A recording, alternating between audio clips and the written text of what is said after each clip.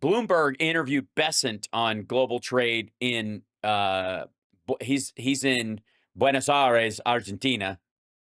I think. Is he down there now? Yeah. Treasury Secretary Bessent talks about deals, China's relationship. Yeah, he speaks to Bloomberg's Anne-Marie Hordem exclusively in Buenos Aires, and yet he still manages to look like a fucking corpse. This is Bessent. This is the other side of it. So Nutlick is supposed to be the brash bulldog. He's excited. He's like pushing forward. This is going to be fucking wicked. He just grabs the reporter's talking points and just, and Bessent's the, kind of laying back, trying to be the gentleman scholar. Here at a time when the IMF has just announced this $20 billion agreement with Argentina, but we haven't seen a Treasury Secretary come to Argentina since Trump's first administration, and that was for a G20. So why the emphasis from the Trump administration on Argentina? I know. I think I know. Ask me, lady. Come on, please. Hold on. I'll tell you. Hold on. I think I have an idea. Give me a second. I'll look it up. Hold on. I'm fairly certain I know why. Maybe it has something to do with this.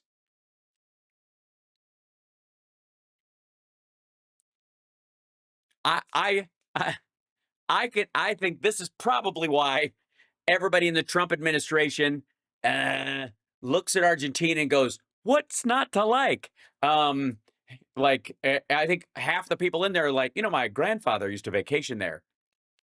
That'd be many Nazi war criminals and sympathizers also emigrated to Argentina after World War II to escape prosecution, including Joseph Mengele, the SS doctor who performed experiments on prisoners at Auschwitz and Birkenau, and Adolf Eichmann, one of the organizing minds behind the Holocaust.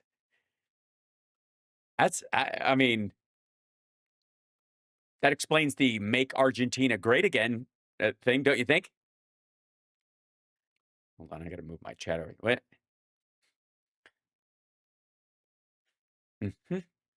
I mean, and Marie, a couple of reasons. Oh, this motherfucker and his name drops. That's Bessent's trick. Everybody should know it. Everybody in the press. Bessent condescendingly says your name, especially if you're a female, to you as a way of bonding with you. And this is leftover from Wall Street shit. And makes this a personal conversation. The reason for being here today is today's a fulcrum day. So the Melee administration has done The melee? What is it? Everybody just bring bats and knives? What is it? Like the fight scene in Anchorman? The melee. All right, sure. Or melee, sure. And this marks the beginning of the third one. So they did a large fiscal adjustment, a large monetary adjustment, and they're doing they announced on Friday a large currency adjustment. Right, because they need a giant fucking bailout. And everybody's like, oh no, the White Lotus of Nazism is having a hard time. Where will I ever vacation? IMF has allocated $20 billion to them. The World Bank has allocated $12 billion, and I wanted to come here today to show support for President Milei and his commitment to what I think is historic in terms of bringing Argentina back from the precipice. When it comes to the trade negotiations, I'm sure you spoke with President Milei about the 10% rate that Argentina was hit with. Do you think at some point that can come down to zero? Look, I think we're going to start the negotiations, and just like with everyone else, I'm telling them, bring your A game. We'll see what you got, and we'll go from there. Can any country go to zero? We'll see.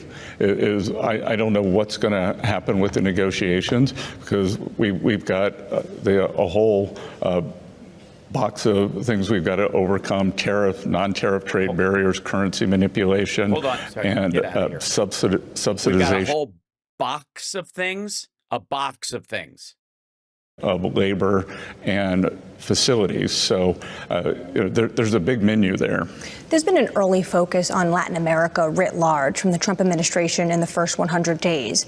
Is Latin America policy also, in a sense, China policy for this administration? Well, I think that might be a good description, because what we are trying to keep from happening is what has happened. Can I just say, beyond all this like stammering bullshit that we're getting from Bessent, the hope of the administration was that Bessent would start sounding like Lutnick because he would get more forceful about stuff. The opposite has happened. Lutnick is starting to sound like Bessent. Did you notice that in the last video? It's stunning. Like Lutnick is picking up his stammer and confusion. On the African continent, where China has signed and his evasiveness and his lack of understanding of what Trump ultimately is going to do or wants to do or even thinks about. Number of these kind of rapacious deals marked as aid, where they are really they've taken mineral rights, they've added huge amounts of debt onto these countries' balance sheets. It's undisclosed to any of the other international organizations. They've got tolling arrangements, so they're guaranteeing that future generations are going to be the poor and without resources, and we don't want that to happen any more than it already has in Latin America. China. So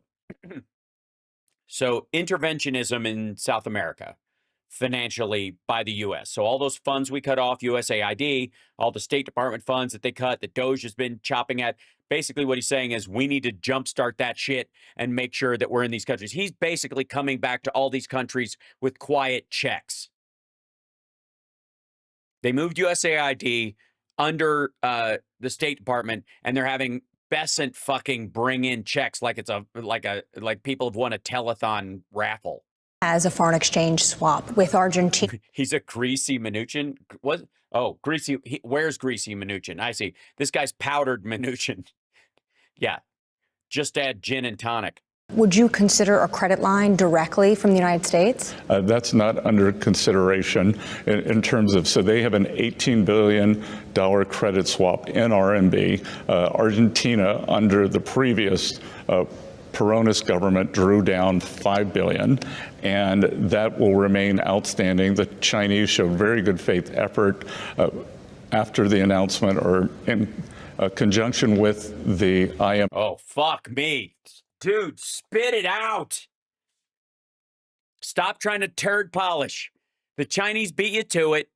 The Republicans were reticent to do this during Trump won. While that was happening, the Chinese moved into Argentina, back-funded it. Milei took over because of this oversized debt and viewed himself as like a little Trump down there, came in and transferred basically eliminated the Argentinian currency and made it the U.S. dollar. And your concern is they're going to pay off their debt with China in U.S. dollars and give China more access to U.S. currency to buy and sell other things around the world that are sanctioned. Just fucking say it. It was Trump's fault. Announcement, so that is going to be rolled forward for a year. But do you want them to get rid of that swap with Beijing? Well, I think as this administration continues stay the course on their economic policies, they should eventually have enough foreign exchange. I agree. They should. Yeah, they should.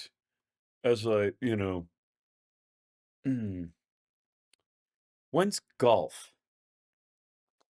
Inflows to be able to pay that off. So less than 2 weeks ago, you and I were talking outside of the White House after what the president called Liberation Day.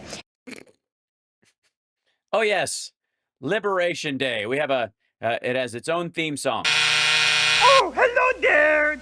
Yeah. Now tell us about Liberation Day. I knew it. I'm surrounded by assholes. No, tell us what the president said. That was just bullshit, Joel. Ah, yes, sorry. My bad. You said you weren't part of the negotiations. Now you're leading them. What?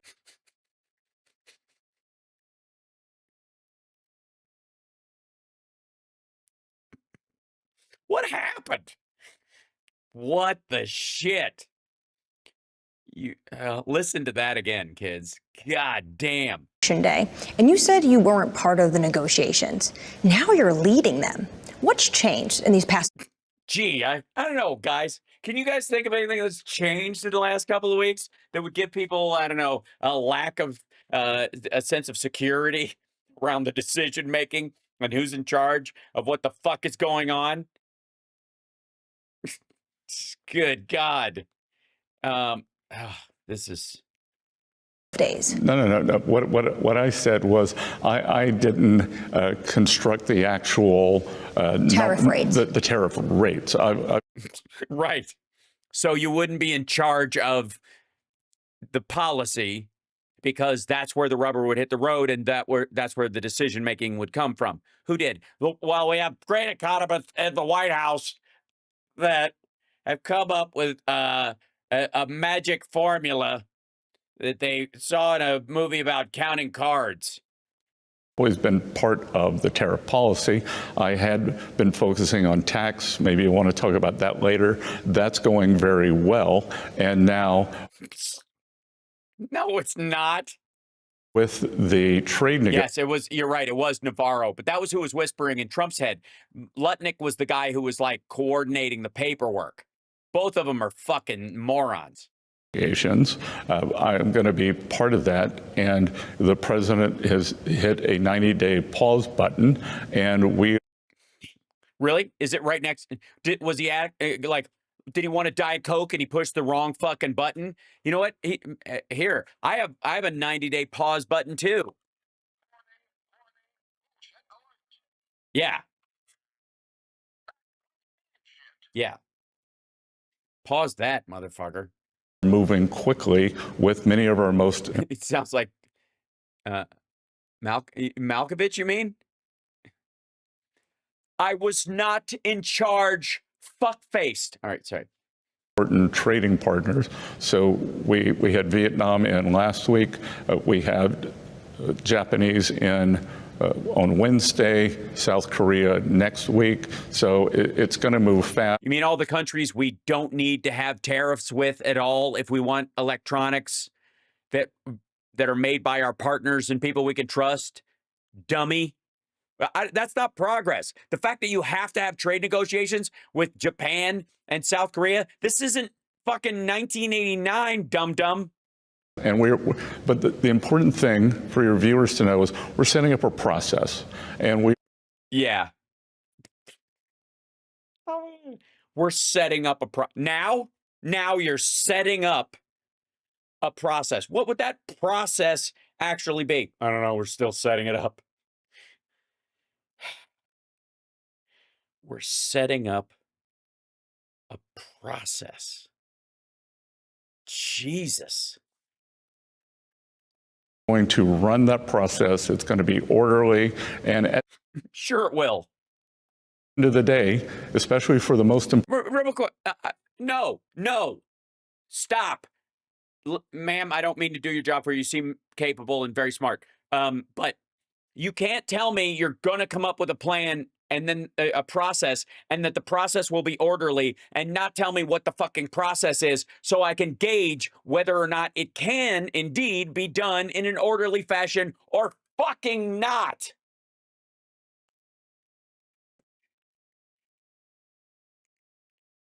Right? Don't tell me it's going to be an orderly process if you can't describe the process at all. We have an orderly process. What is it? Well, I'm going to juggle plates and made of crystal with a flan on top of each one of them without spilling a drop while racing up an icy hill in flip-flops. Like, that's okay. I could see how that would be, or you could there's an orderly version of that. Fuck you. Yeah, we've got concepts of a process. Trading partners, the president's going to be involved. So when it comes to the current negotiations this week, you're also sitting down again with the Spanish negotiating team, the Japanese negotiating team, and also the Spanish economy minister? Well, the Spanish economics minister was just a prearranged meeting. He and I have never met. So that is not a trade sit down. The Japanese meeting is a trade negotiation. The Japanese Yeah, but I'm sure it'll come up, won't it? minister recently said he's not going to rush to get a compromise and a negotiation. How quickly do you think you can see these deals come to fruition? Well, again, Again, you're assuming a deal actually exists. Because there's also a possibility of collapse or stalemate or another trade war with another country or simple like multiple impasses where a plan is never reached and one side just folds. The assumption that a deal can exist is some bullshit Trump keeps putting in the air. there will be advantage to our allies, especially, and a first mover advantage. Usually the first person who makes the deal gets the best deal. Hey, fuckwad. These are, you're not talking to two murder suspects seeing who rolls on the other one. They don't have to move at all. And okay, somebody's saying, oh, he's definitely in the closet. No. Bessent is gay. He's married. He's a married gay man with a partner and kids. And he used to work for George Soros. He's not closeted at all. Yeah. What's up, Harvey? So who do you think will be first? It's their choice. Is there a handful of countries that you expect? Hey, you do. All right. No. Also, this is going to drive me fucking bananas. All right, here we go. I don't want like the first person in to get the best deal. You would want the best deal to happen between the country that has the most crucial shit. Just if the people who sell us cranberries for cranberry juice are the first in the door and they manage to get the best trade deal because they suck up the fastest, and we're like, well, we may not have electronics, but we got fucking cranberries up the ass. How does that help? Right? You want the best deal with the people that we need the shit from the most. It's not a fucking race to suck up to Trump. Have a deal before the 90 days is up? Oh, I think there could be numerous countries. And look, it may not be the actual trade document, but we will. I keep thinking, I don't know why, keep thinking it can't get worse. Like at a certain point, he's just going to hit like a floor and it's just the stupid will stop and just kind of coast. It'll be like coasting on dumb. And then he have an agreement in principle and be able to move forward from there. So why wouldn't that agreement just stop their tariffs and so therefore we're good? In good faith, they've come to the table, they've created a deal, you're gonna finalize it, but you know it's gonna be there within the 90 days. Are you going to put the tariffs on for a little while anyways until the deal is signed just to have a gun to their fucking head? In which case, what if you do that and that violates the agreement that you had leading up? Like, this is good, but you can't lay off this 10% on us during the time we're negotiating. We put that in the actual agreement. Then you can't. I mean, by the way, every country coming to this asshole and everybody else there has to put as part of your deal. While we're working on this deal, the president agrees not to impose those tariffs on us during the time we're trying to work out what our tariff structure will be. And if you do that, deal's off. Because you're just milking us for money, and then you know that we've got to, you're manipulating us, and you're extending the period where you can milk money out of our country until such time as the deal is signed. Or 70 plus? I think it's going to depend, but we're going to move with all deliberate speed. And again, it's going to be a process. It's going to be USTR, who just has mountains of data that they've been collecting over the years. Oh, you mean the bureaucrats? You mean those fucking bureaucrats at USTR, the unelected people that design our trade? Make all the decisions, the unelected bureaucrats that have been there for decades at USTR. By the way, those people are totally fine. I don't have a problem with them in general. They're directed to go wherever the law tells them to go, but That's what they would call these people if they were outside. If they were out of office, that's what they would call these fuckers. Anyway, the tariffs are the easiest part. Jesus Christ.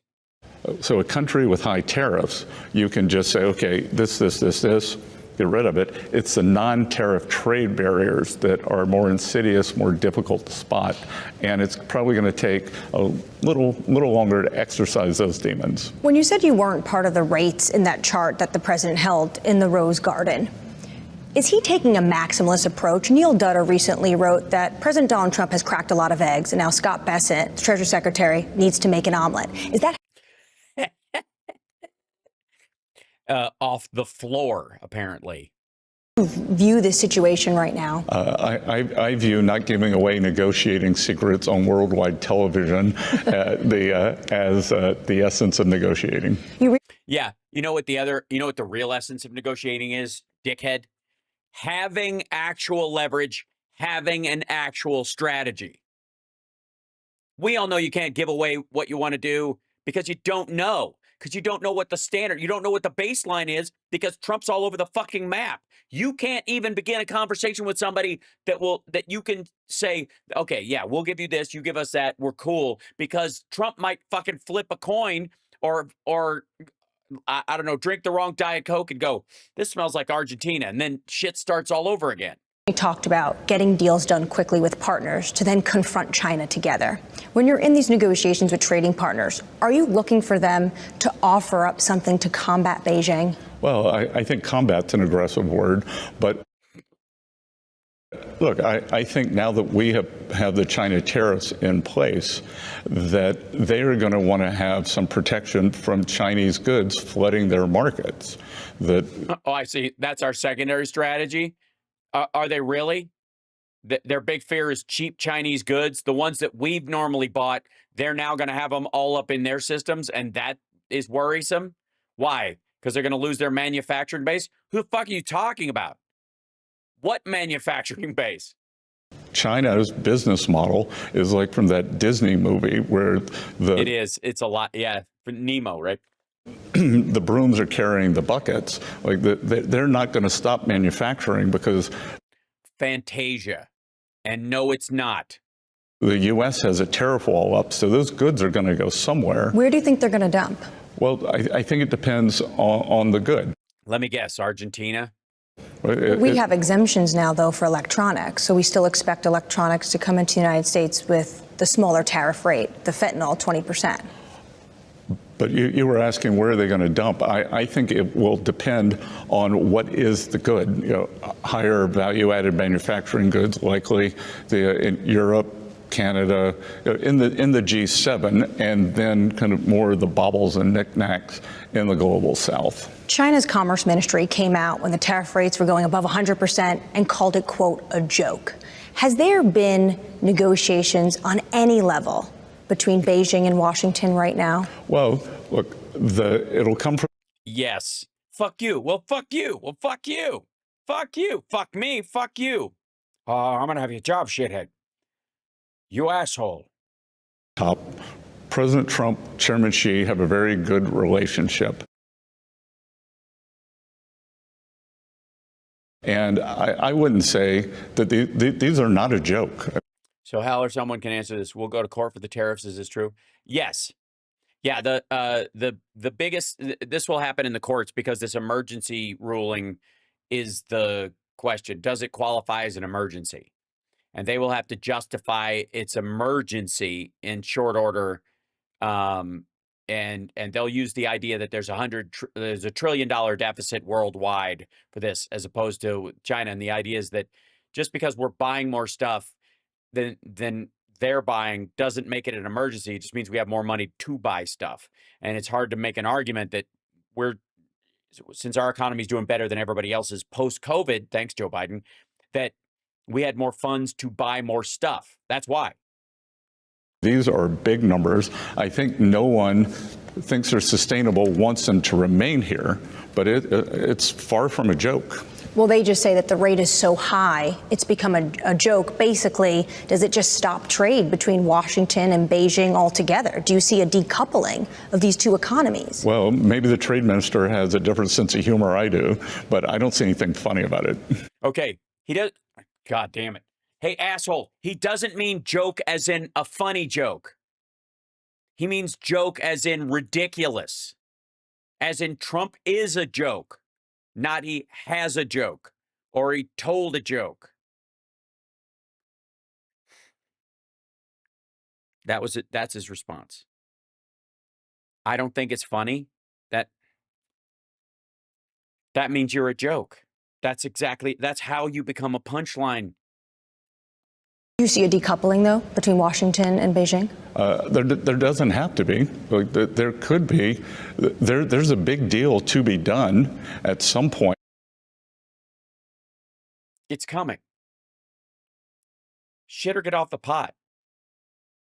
But the only reason he can't say, yes, we're decoupling is because they have to admit to or move stuff to the surrounding countries until we can, until such time as we can reshort, and it's got to be a 10-year plan. But this dumb motherfucker doesn't even know if he's allowed to say that.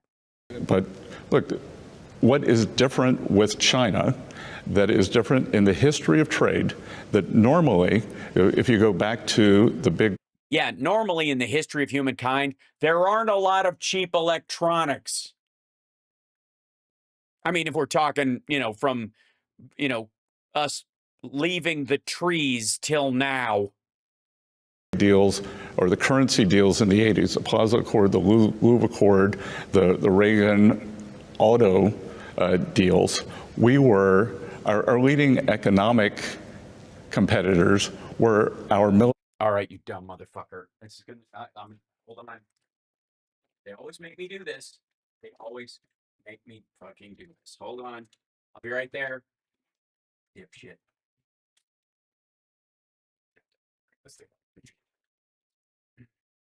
You know why? You know why we didn't have a fucking trade deal then, like they're proposing now, and why it didn't matter in that regard? Like, why nobody thought of it? It's because this is what a fucking computer looked like. This, ladies and gentlemen, is my first computer. It is a Mac 128K computer that my dad got because his company was like, we'll get you a computer. What do you need? And he's like, well, I want my kid to be able to use it. So we like to do homework and stuff. And I did do programming on this, but it doesn't even have a hard drive. It can only do 128K of memory on anything. This is the early one. This isn't even the 512, which was a giant leap forward. This is why, dummy, before China started making computers, this was it. And it was awesome. But Jesus. Like,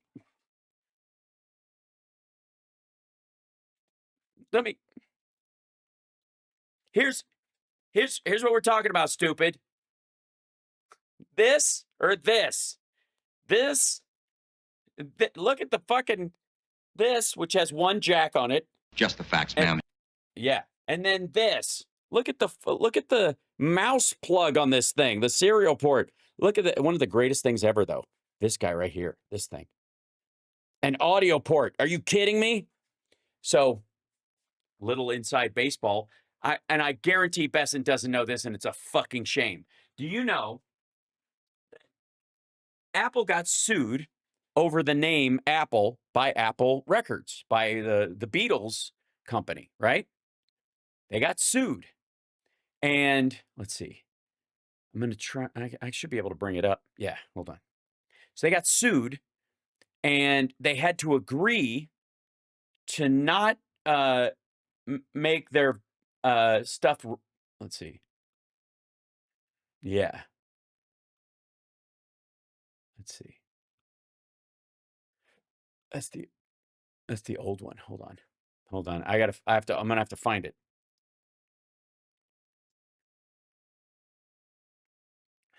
So yeah, here we go. This will be it. There you go. That sound right there. Recognize that? That's an old Mac sound. Okay. And then Okay. So that's a sound that was created for, one of the Mac referential sounds. Okay. And they were supposed to digitize some of those sounds, right? They were supposed to like make them digitally, but they could not record anything because it would be in violation of their use of the name. They got to be Apple computers, but you weren't allowed to record anything with your computer. Like this is early on. And one of the guys made a sound and recorded it as one of the noises that your computer would make if it had an error or you clicked the wrong thing. And that was one of the noises. There were a bunch of other ones, but that was one of them. Do you know what that one was called? I'll show you the name. Here you go. This is the, there you go. This is the sound right here. Some people thought it was a Japanese noise because of the nature of the word, but it's actually a fuck you to Apple Records. So sue me. They recorded that noise in violation of this weird thing that Apple said you can't use it to record anything. And they named it So Sue Me. It's one of my favorite little Apple Easter eggs, okay? We are definitely in the weeds. That was a major deal.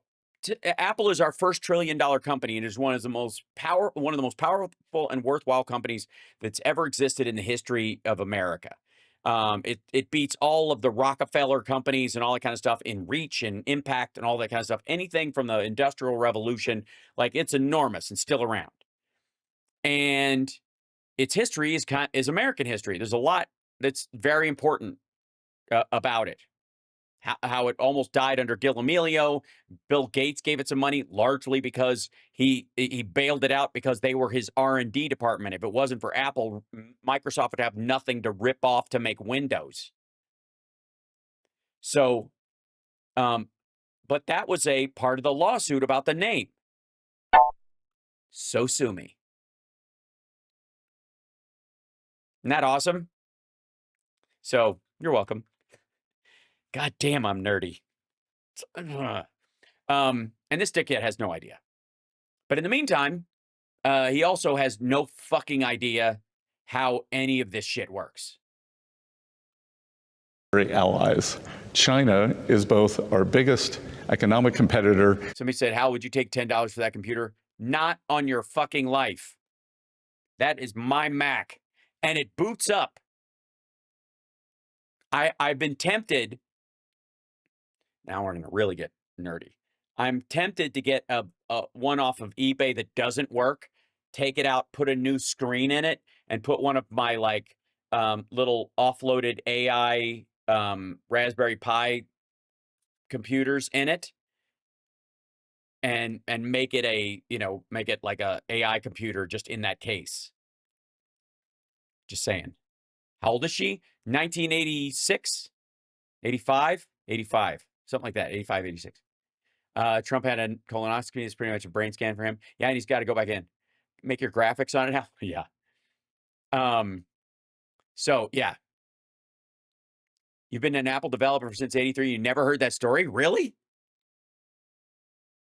You do know also that if you use the old version of Final Cut, there's the, hold on. Let's see.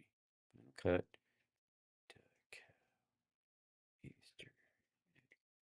Show this here. Let's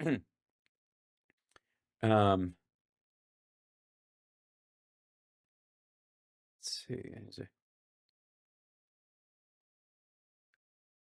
see. Claire's the dog has been reborn in an iPhone keyboard. Move from the article. This is 2023. Yeah, I need to find it. You remember the dog cow from Apple, which was one of their early. They made a cow, and then it looked too much like a dog, so everybody called it the dog cow. So they just leaned into it to make it silly. It looks like this. It's meant to be a spotted dog and or a cow, and then it started to look like, there's the Macworld, there you go, version of it. They called it the dog cow because nobody could decide what it was. There's a version of it that Clarice, the dog cow, comes around and he says stuff. There are, I think, at least 3 quotes from me that it says from, like, I want to say 20, like, two, yeah. I was way earlier than that. It's 2002. That if you're in Final Cut and you bring it up, it says stuff, from developers over the years, and there are like 3 of my quotes that it says. I won't tell you what they are. I'll see if I get a screenshot of them. But if you ever get a chance, check it out. How are you going to talk about Mr. Garcia today? We talked about it earlier this morning, Elizabeth. But let me finish this, and then I'll have something to say on that. Our biggest military rival. So that's going to require a special kind of formula. Are you teasing out a Mar-a-Lago Accord that we should be paying attention for in the future? I'm not sure what you're talking about. Well, potentially getting all these trading partners together to discuss fair, balanced trade? Well, we're doing that over the next 90 days. Okay. So shifts in tariff policy. That's a no. Has had markets on edge. Even the president recently remarked that the bond market was, quote, queasy. Do you have a sense of who is dumping U.S. assets? Who's been dumping U.S. treasuries? I don't think there's a dumping, and I think there's a dumping.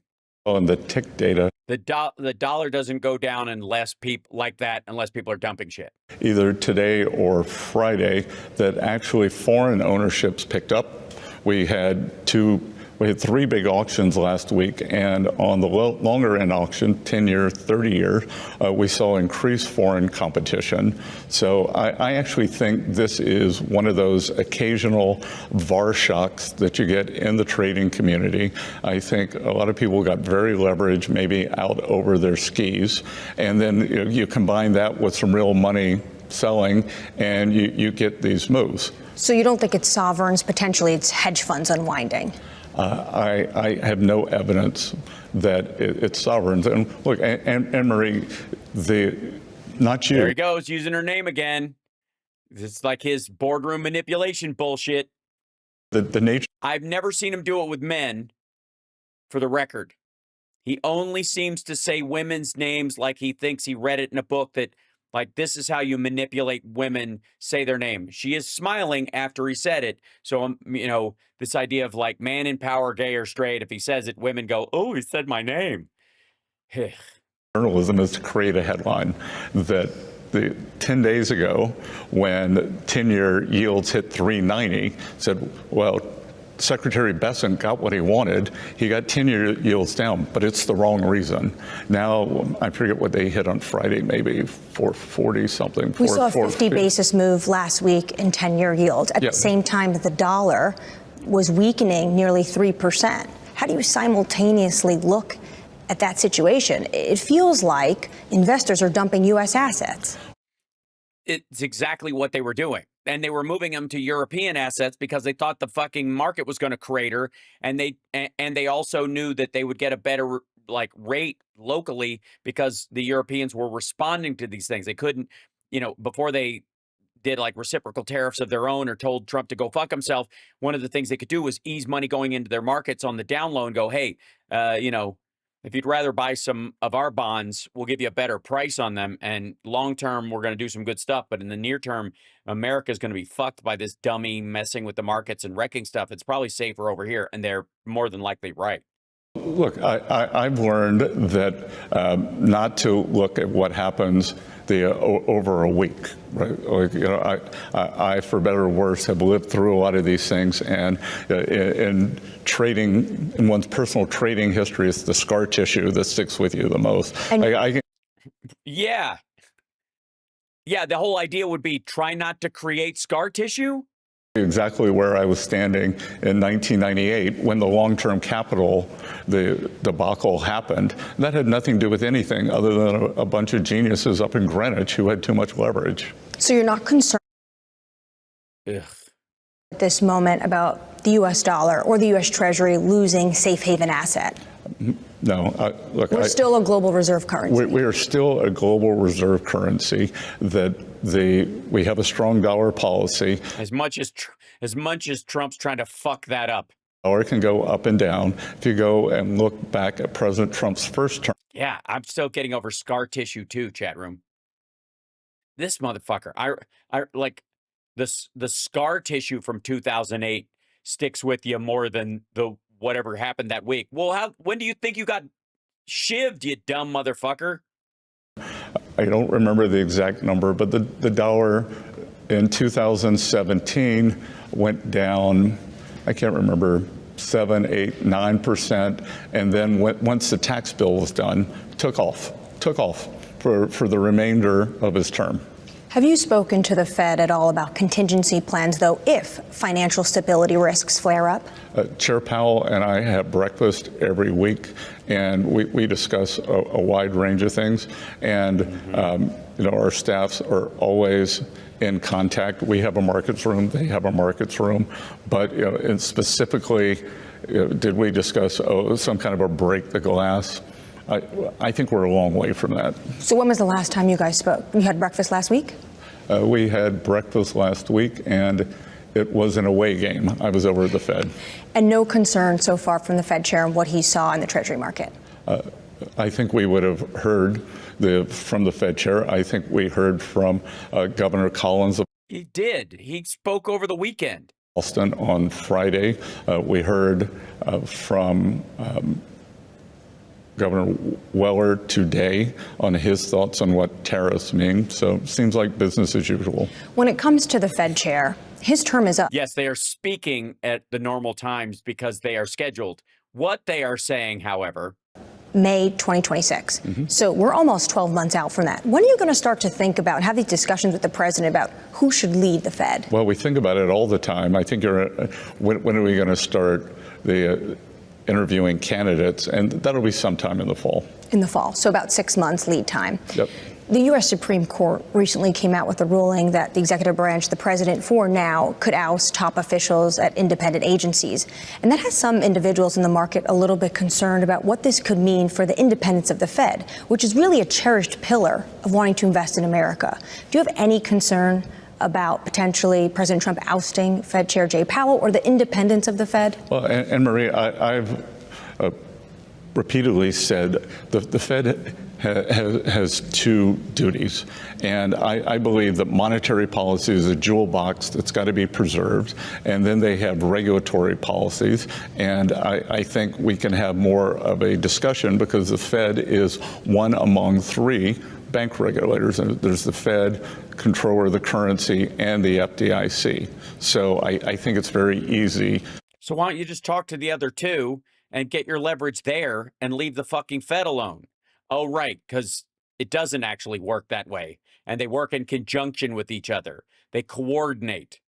They don't just go, I don't know, this week I think. Ugh, I'm getting tired of listening to him because it's fucking boring. I apologize, but like it's important. This is what this asshole talks like in interviews. And like I said, it sounds a lot more like Lutnick is becoming him.